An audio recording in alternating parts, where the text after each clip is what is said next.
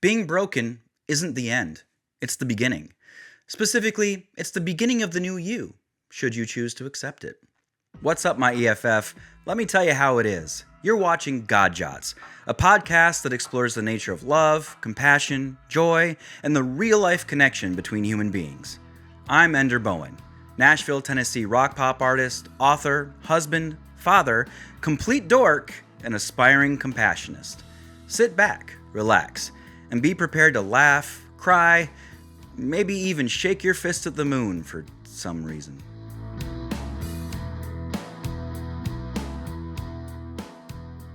March 15, 2005, sometime between 11 p.m. and midnight.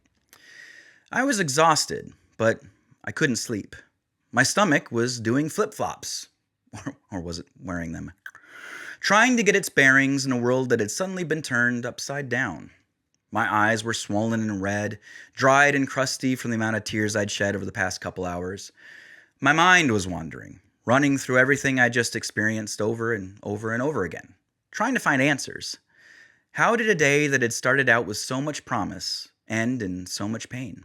Earlier that afternoon, I had launched my third album, Lemonymous, a strange, explorative piece of work. It was my first collection of songs since I'd moved out of the house where I'd grown up.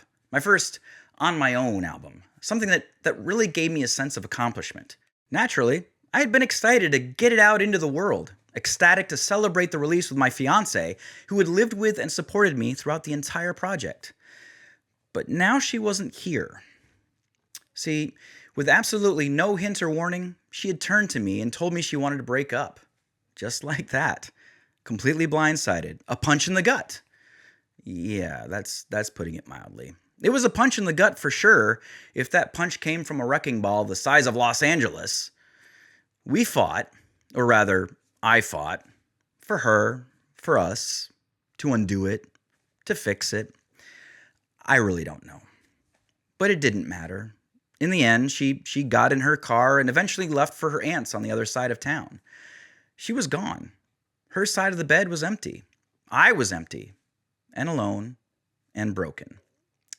What was going to happen now? Would I survive this? And if I did, who or what was I going to be? September 4th, 2008. Evening. I sat in the passenger seat of my girlfriend's car, looking out the window at the Nashville cityscape rolling by. A dark, unsettling pit grew in my stomach as I struggled to get my mind around what the future might have in store for me. My heart raced just as quickly as the vehicle speeding past us on the highway. I was free again. Or was I free falling? I didn't know. Honestly, I couldn't really quantify it. I should have been happy, at least somewhat, but I felt empty. My newfound freedom felt incredibly bittersweet and terrifying. 2 years prior, I had signed a recording contract only months after moving to the Music City. Well, of course I did. I was destined to become a huge rock star. My dreams were coming true. My career was about to achieve liftoff. Or that's what should have happened.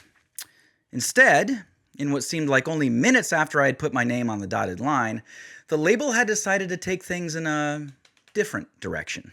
They weren't going to focus on just music anymore. They were going to develop multiple media platforms and properties. They weren't building the label around me. I wasn't the big deal asset that I thought I was going to be. I was just another guy. Over the course of the following 2 years, I never recorded one bit of music. The first time that had happened since I was a teenager. Anytime it looked like I might be getting my turn, the rug would be pulled right out from under me. Always passed up for the next new thing. As if I didn't exist. Ugh. Meanwhile, I languished. I couldn't perform my own music, and I couldn't team up with other musicians. I was miserable. As much as I hated to admit it, the record label experience hadn't been what I dreamed. It was kind of a disaster. So I went ahead and asked for my release. And now here I was in the car, release in hand, contemplating my next move. On the one hand, I was now free to make my own creative decisions. On the other, that creative freedom was a wee bit limited. See, when I had signed my recording contract, I'd stupidly transferred the publishing rights of some of my best songs to the record label. Though they just released me from my recording contract, they had kept the publishing rights to my music in perpetuity, a kind of fee for having paid for my lunch a few times. If I wanted to do anything with my songs again, I'd have to ask them for permission. Yeah, sure, I was free, but I didn't feel free. I felt numb, kind of like I'd lost a part of my soul. And as far as my music career was concerned, I was alone again, alone and broken. What was going to happen now? Would I survive this? And if I did, who or what was I going to be?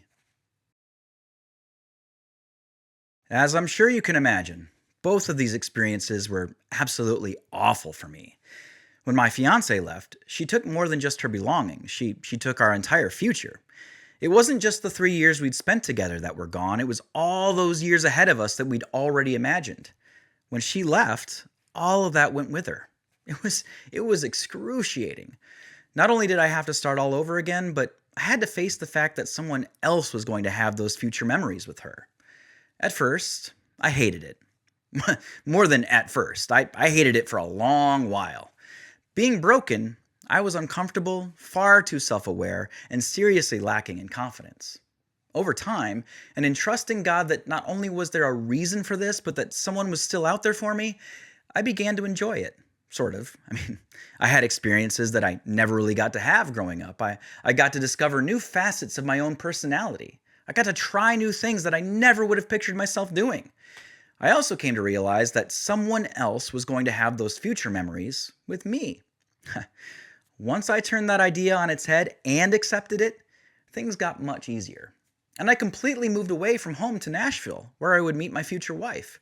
I never would have done that, nor been able to, if I hadn't had this experience.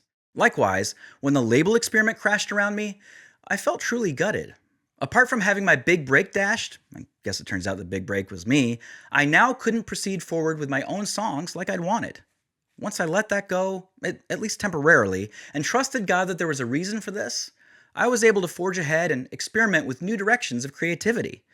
I made music I never would have thought I would make. I got involved in film and television, and I learned how to edit video and produce other forms of media, which, as it turns out, I would need to know if I wanted to have a successful music career. And I took the knowledge I gleaned from my time as a signed artist to build my own production company and music label. Over time, I added layers of complexity to my creative personality.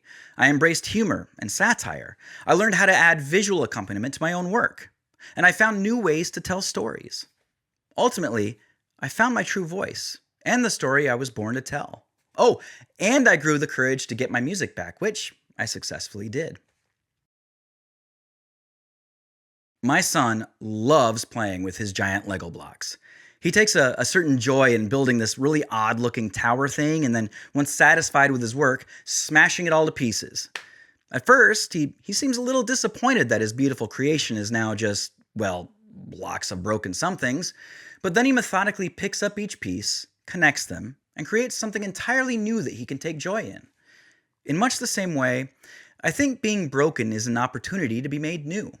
Certainly, some experiences are far more terrible, painful, and traumatic than others. It's all subjective, but if you recognize why it's happening and trust in God that there's a purpose, you won't just be put back together again, you'll be put back together as something better. Like the $6 million man, but way cheaper and without all the corny sound effects, unless you're totally into that kind of thing. These painful experiences are not easy. They're dark and uncertain. They challenge your notions and perceptions of what you thought your life was going to be.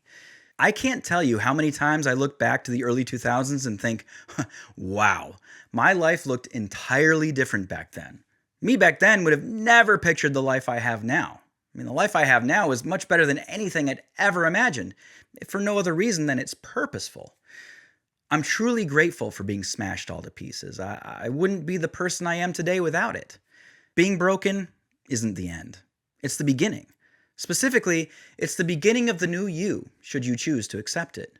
You will absolutely not like it at first, maybe even for a long time.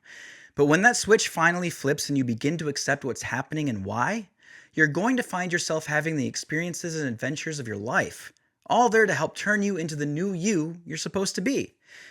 Don't be shocked if you have a little fun along the way. All right, now it's your turn. When have you experienced a very difficult and painful end to something that, in hindsight, you can see needed to happen so that you could experience something new and different? What was that experience like? And where do you think you'd be now had you not had that experience? Would you be in a better place, a worse place, or the same place? And if the same place, do you perceive that as a good or a bad thing? How did you get through those trying times? And what advice might you have for someone now having that kind of experience? I would love for you to share your thoughts about this episode with my growing community of aspiring compassionists. Find out how to join us on Discord by going to enderbowen.com/Discord. Look how easy I made that.